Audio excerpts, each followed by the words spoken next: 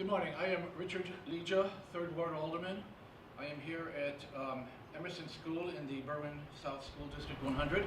I'm here today with Sandra Fate, the Executive Director of the Berwyn Park District, Debbie Gayon, the Program Director of the Berwyn Park District, 1st Ward Alderman Scott Lennon, and Amber Dawn, the Chair of the Building and Grounds of the school here, and a school board member. And today we are with arborist from the city of Berwyn and Public Works, Frank Calvello. Perfect. Thank you so much, Alderman Leja. I appreciate the introduction. I'm here to just kind of talk about the state of the forest in Berwyn, and really a little bit about me and what we are doing in town to make sure that we have an urban forest that promotes longevity. So, my name is Frank Calvello, as Alderman Leja had stated. I grew up in Berwyn. I lived here for the first 26 years of my life. I went to Havlicek for elementary school. I went to Lincoln for middle school. I've worked in Berwyn for about 13 years now. So I worked 5 years part-time, then the rest as a full-time employee of Berwyn Public Works, where I've now shifted my career into arboriculture. So the cool thing about arboriculture is that it's a science, so it's organic, it's always changing, it's always evolving. So one of the things that I do to make sure that I can take care of the trees the best way that I possibly can is I always keep current on research and data, new safety and trimming techniques. So one of the things about our forestry department in town is that we are very well trained, we are very well educated. A couple cool things that we're doing in town. This year we actually were able to secure a grant through CRTI for a full inventory and a management plan based on that data. So now what that's really going to do is it's going to tell us every single tree in town. We have about 13,000 in Berwyn. It's going to tell us every single tree in town, what they are, how big they are, what condition they're in, and recommended actions for those trees.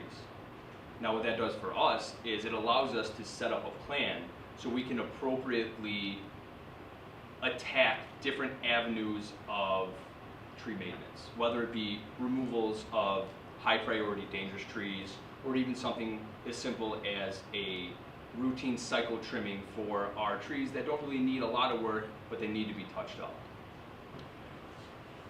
And again, one of the things that we pride ourselves in is the progress that we're making with our trees. So before we have done things to the best of our ability. The only difference now is that our abilities have changed, they've increased. With me, I'm a certified arborist, so what that really means is I have a certification that is internationally recognized. I don't have to just work in Illinois or Berwyn or the United States. I can work on trees in Germany, in Africa, in Asia, anywhere I really want. I've proven to a board of certifiers that I am proficient in the biology and physiology of all trees. So it's not just our local ones here, it's all trees throughout the whole world. So one of the other things that I quickly wanted to talk to you guys about is what we really do as a city. We do all of the prunings, which is cutting your limbs. And now we get a lot of flack because people say, oh, you're just up there trimming our trees for no reason, but that's not true. We essentially prescribe trims. The only time we ever put a chainsaw to a tree is for a very, very specific reason. Maybe it is a line of sight issue, maybe it is too low on the sidewalk or the street, or maybe it's just getting a little messy and needs to be thinned out so that the branches can flow properly in the wind. If you have something that's too thick and the wind blows, well then you risk structural damage to the trunk of the tree. So by us thinning it, we allow air to circulate properly throughout the whole canopy so it doesn't really do any damage. Another thing we do obviously is removals. Couple reasons we remove, obviously if it's dead and dangerous, if it has a disease that can be transmitted to other trees. A lot of things that a lot of people don't know about is elm trees and oak trees, for example. They carry a fungal disease that can be transmitted to others of the same species. So if we have an elm tree, for example, with the Dutch elm disease, even if it's not really dying yet, we'll get it down to make sure that it can't pass it to any of our other big mature elm trees. Same things with oaks. Oaks are notorious for grafting roots. So if you have an oak that has oak wilt, which is the communicable disease, and it grafts roots into another oak, we have to make sure that we can get it down before it affects the entire population of oaks. And then the big thing that we do is planting. So planting is something that I really, really want to emphasize for everybody who may see this. We plant twice a year as a city, It costs nothing to the residents. The way that you do it is you call Public Works, and the number is 708-749-4700. You give your address, your name, and your phone number, and you say, hey, this is my address. I was wondering if I could get a tree. After that, then I go out to your address and inspect the site. So I look for things like overhead obstructions. I look for how close it is to other trees, the size of the parkway. So I look through a couple other things like that, and then preliminarily I either approve or deny the request. If I approve it, then the only other thing that would stop you from getting a tree is when we get it located for underground utilities, if there's utilities in the way, because we don't want to put a tree too close to a water, sewer, or gas line and then have problems in the future with that. And then, honestly, my favorite part of this whole job is the community education. I love talking to residents. Like I said, I grew up in this town. You guys are all my neighbors. Everybody here is my neighbor. So anytime that I get a chance to explain anything about trees, I jump on it. As you'll find out today, I'm pretty long-winded. So one of the things that I try to make sure every time I talk to somebody is that not only do you know what I'm doing, but why I'm doing it. I'm not going to do something and tell you the reason is because I say so. That's outrageous. That will never happen with me or anybody on our forestry department. So yeah, that's kind of my spiel, really. A couple things about plantings really fast. I get a lot of questions like, oh, can I pick the species of tree? Unfortunately, we don't have that availability yet. That's something that I'm looking into, but with the data that we're going to get from the inventory, I want to make sure everyone has what it needs before I can meet individuals' wants.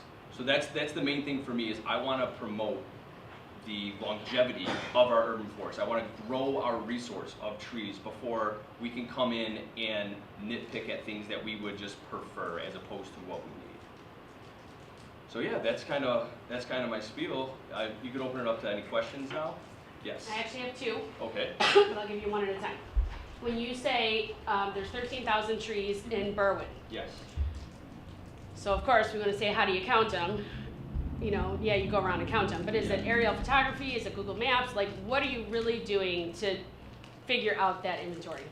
So the 13,000 figure that I came up with, didn't come up with it. That was, we had an inventory done in 2014.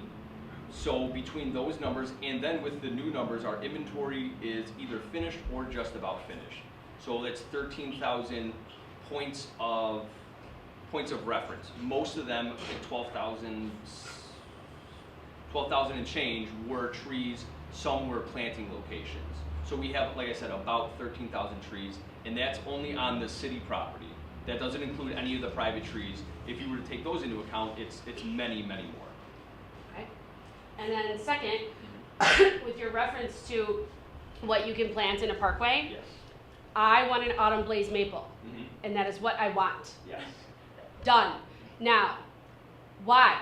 Why can I not have that, Frank? And what are you going to plant there? And with what you are going to plant there, why and how did you choose that?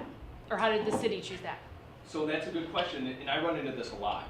No, I'm not going to give you your maple, and here's why. It's because based on our previous inventory and what I've seen just working in town with the trees for about 13 years now, we're so saturated in maples that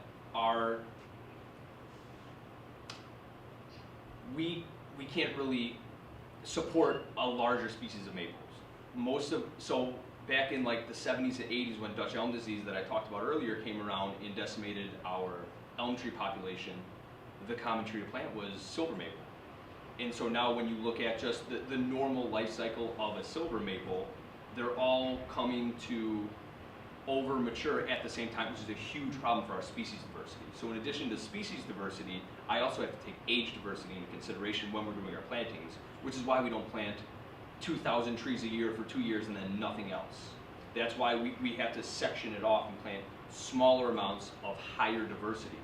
So we don't run into a problem that we're running into now, but it really all comes down to planning and having the data to make those decisions based off of. When it comes to planting species, I select the species.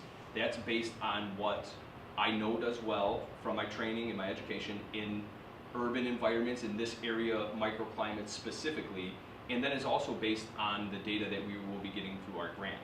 I will know that let's just pretend we're 60% maple.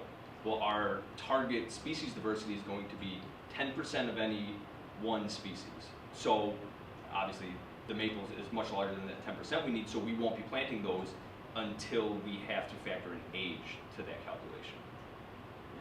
Awesome. Any other questions? Yes.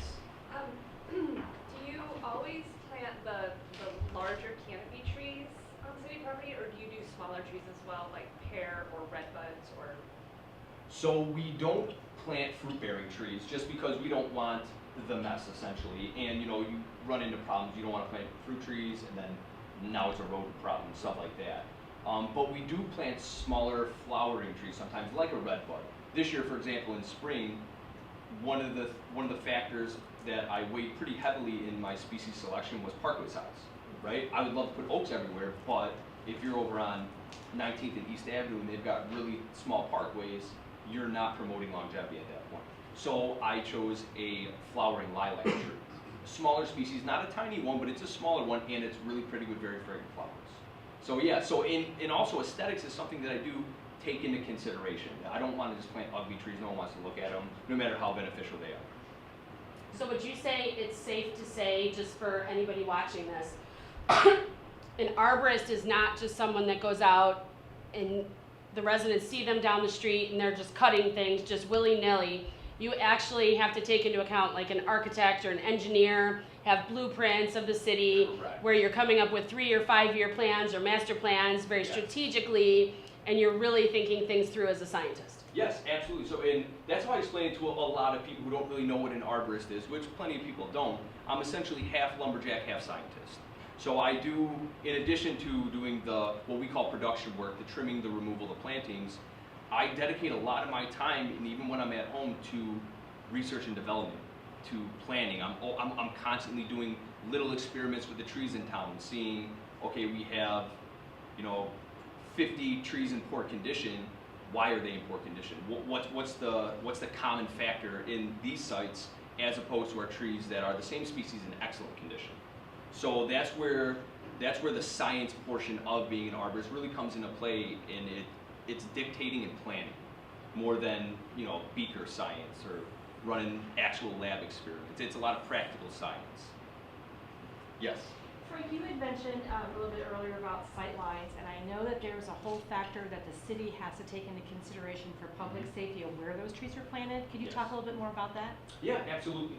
So when it comes to sight lines, when we plant, it has to be 50 feet away from what we call a downstream stop sign or intersection, for example. So if you're going this way and there's a stop sign here, this is hard to really get on video, we have to measure 50 feet from here, and then we can plant a tree, because obviously you don't want trees growing over stop signs.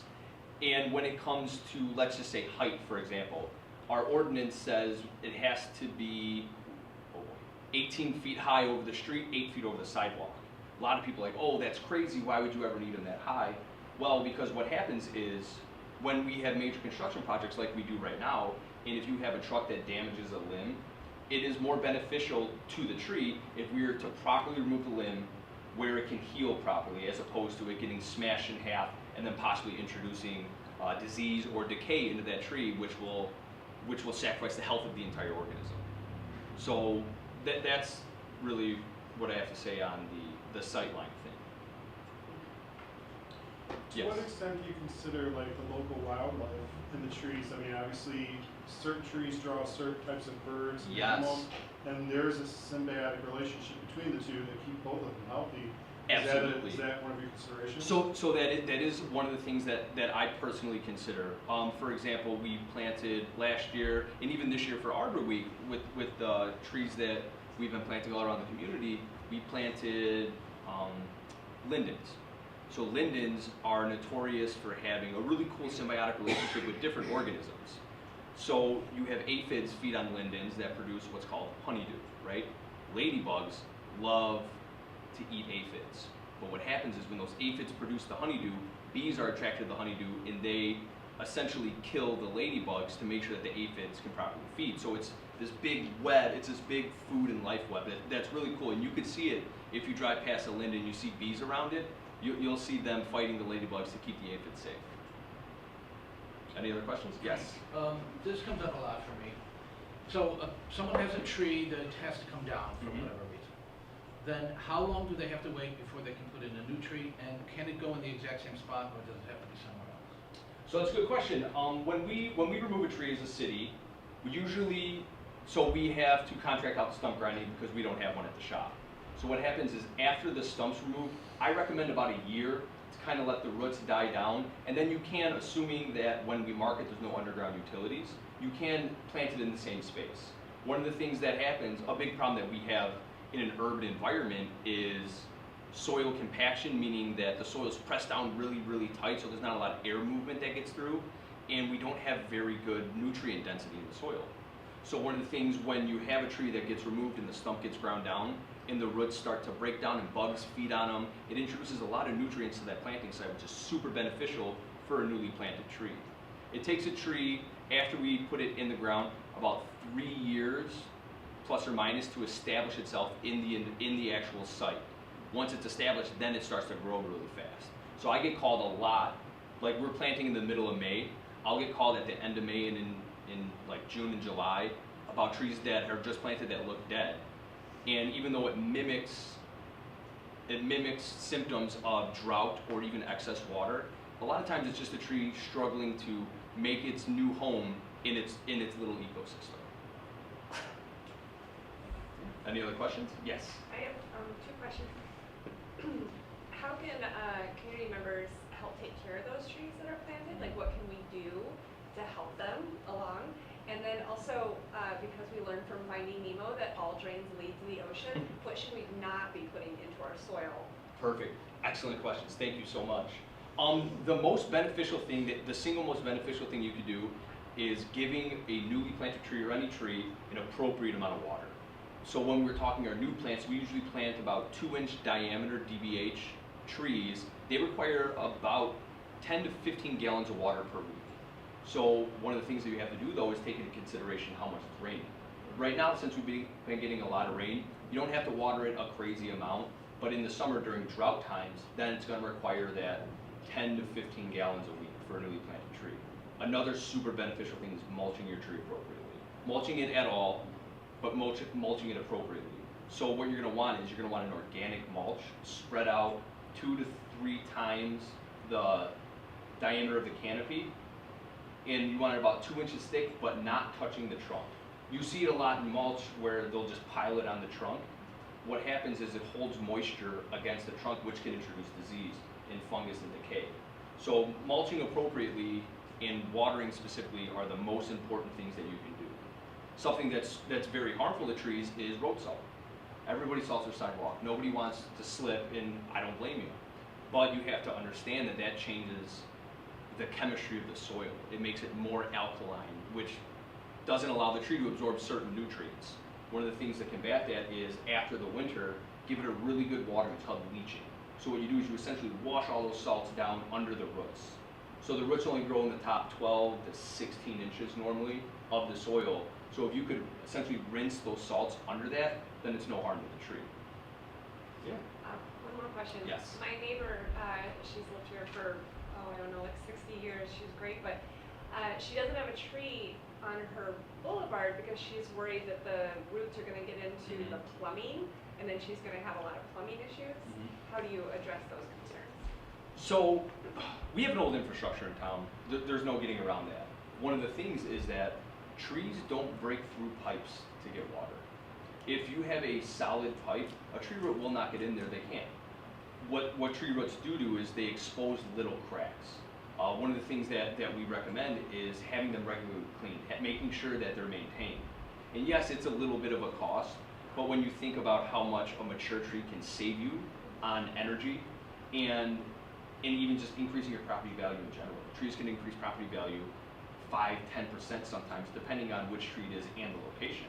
Another thing about planting trees that a lot of people don't think about, the financial benefit of it, is if you plant a tree on the south or the west side of your property, you could save like 12% on your energy, your heating and cooling bills throughout the year. Because in the summer, obviously the leaves are nice and shady, they help cool your house down, but what a lot of people don't even realize that in the winter when them leaves fall, it allows the sunlight to penetrate through the canopy and heat your house. So they're enormously beneficial in addition to producing oxygen that we breathe, sequestering carbon, holding on to carbon so we can breathe clean air all the time. And it just cools the air temperature. The way that works is that when trees absorb water through their roots, it goes up the tree and then it gets released through their leaves in form of water vapor, which reduces what's called the urban heat island effect. If you could see a heat map of this area, for example, you would see temperatures are higher around what we call gray infrastructure. Your buildings, your roads, your sidewalks. But since we're so close to a forest preserve, if you were to look at the average temperature of that area, it's incredibly cooler. So like I said, that's why I'm a big proponent of planting as many trees as we can to make sure that we can keep our environment cool and livable.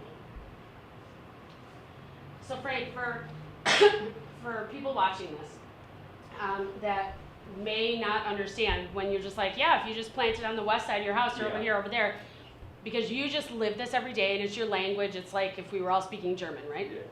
Yeah. There's a lot of people that really do not understand what you're talking about. What do you mean if I plant a tree in a certain spot? Can you talk just briefly, what do you really mean by that? And how does it increase your property value? Because I'm sure there's a lot of people that say, yeah, sure, it's going to increase your property value. It's going to clog your this, it's going to do this, then you got to sweep up this and rake this, and they don't see that.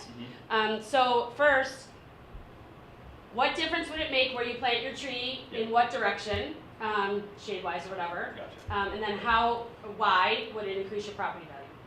Good questions. So the way that we get heat throughout the day is obviously the sun rises in the east, and then when it's at its hottest, directly above us, and then starts to fall, those are the hottest parts of the day. So when you have a tree that is on the west side of your property, it's able to shade with the maximum effectiveness. And same thing on the south end. We get a lot of southern exposure sun, so when you have trees in those areas, it helps cool your house down a lot more than if it was on the north or the east side of your house, because the sun isn't as hot when it's hitting from those directions. And then back to property values, so there's always inherent environmental benefits that trees have. But again, it comes down to hard dollars when it saves you on your energy, and the aesthetics of a tree is attractive to buyers. There was a study out of, I believe it was University of Washington, where it says if you plant a tree now, in 5 years it'll save you 8% on your energy, in 10 years it'll save you 15. So that's not really that long of a time when you think about how long people are generally in their homes. And then again, the aesthetic value, I don't know how to put hard numbers on it, but it is proven to be very attractive to home buyers when you have fully matured, especially shade trees. Even more than the little flowering ornamental ones, which look nice, but they don't really provide the benefits of a big, large, native shade tree. Yes? So what could we do as elected officials and the community to educate our residents the importance of planting a tree? We do get requests, but then we also, some of us walk door to door, knock on doors and see that they don't have a parkway tree, and we try to get them to entertain us putting a parkway tree there. Yeah, so the best way to communicate is just letting everybody know the benefits of trees. It's not very complicated when you think about it. A lot of it almost sounds like common sense, but it's things that you might not think about in your day-to-day life. Like, I know the benefits of trees because I work with them every day, but somebody might not realize exactly how much money you can save on cooling your house, or they might not understand why having trees in an urban environment is so important. So the thing that I have found that works best for me, because I do the same thing as you do, I do knock on doors and say, hey, we took this tree down, would you like another one? Even if I meet a little bit of hesitation at first, once I can kind of explain the overall benefits of tree to our environment, people are usually pretty on board with that. Can the city work on kind of a flyer that we could use when we do go to a door? Yeah, that's absolutely something that we might can be work on. something that could help. Yeah. Benefits and things like that. Absolutely, and we have some information here. I know the people at home can't really pick it up and grab it, but we do have something like this. We just don't have your flyer, Frank. You created a flyer of Yes, yes. So I did create something that the library has put out. It's for residents and planting on their personal property, you know, in their backyards or on like their property. It was 5 trees that I recommend that do well in our urban environment, and that I think would be very, very beneficial to have more of in town. Okay, great. Any other questions? Yes. Frank, would you kind of elaborate a little bit? I think that what I find interesting is that obviously you're born and raised in Berwyn, you come in and such an amazing job that you have. How do we, what would we recommend to students as to getting into a field of natural sciences? Because I think that that's important that we can work, since we're in a school today, how do we get our students to say, you've got a really cool job and they can do that too? I just don't think that there's enough information out there about natural sciences and the type of careers that could be beneficial. And you're 100% correct. Like even me, for example, I didn't grow up thinking I wanted to be an arborist. I fell in love with trees, and my big passion is public service. I made a career out of it my whole entire life. I was right out of high school, I was a firefighter, serving the public that way, and then I transitioned into public works, and that's my true calling, is public service. But back to the natural sciences, counselors don't really pitch it as much as things like business school or going to law school or something like that. It's one of those things where most of the stories are very similar to mine, where you fell into it, but then you fell in love with it. The thing that I would recommend is, because I always loved science, and I never thought I was smart enough to be in a lab doing actual science work, not realizing that there's science work all around you. Everything I do every single day is an experiment. I am using scientific method to troubleshoot, to solve problems, to find new creative solutions to existing problems. It's something you don't realize it's science until you kind of take a step back and think about it. So my biggest tip would be pursue science in the best way that you can. You know, you don't have to be in a lab coat to be a scientist. I'm a scientist. And as you can see here, this is no lab coat, you know?